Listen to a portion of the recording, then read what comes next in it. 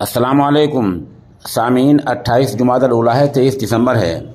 ख़बर का उन्वान है उत्तराखंड में तब्दील मजहब का कानून लागू हो गया है, कानून बन गया है, धर्मांतरण के लिए कानून बन चुका है। ख़बर थोड़ी तफसील से सुनिए।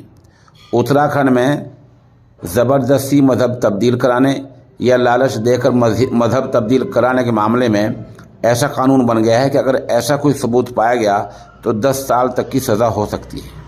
वहाँ के गवर्नर ने इस बिल पर दस्तखत कर दिए हैं और बताया जा रहा है कि बिल काफ़ी दिन पहले पास हुआ था, लेकिन इसमें अब तब्दीली की गई है और ये नई चीज़ें इसमें शामिल की गई हैं। राजभवन की मोहर लगने के बाद अब ये कानून लागू हो गया है।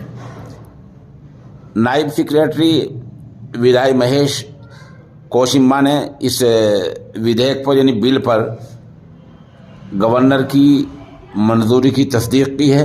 उन्होंने कहा कि अब रियासत में तब्दील शुदा कानून लागू हो गया है और इस कानून में और क्या क्या हुआ है वो चीज़ें आपके सुनने की हैं। ज़बरदस्ती या लालच देकर या धोखा देकर कोई भी शख्स अगर मजहब तब्दील कराता है, ऐसा करने का कसूरवार पाया जाता है तो उसको 10 साल की सज़ा हो सकती है। नए कानून में 50,000 रुपये का जुर्माना भी रखा गया है। अगर ऐसा आदमी कसूरवार पाया जाता है तो मुतासिर को 5 लाख रुपये मुआवजा भी देना पड़ सकता है।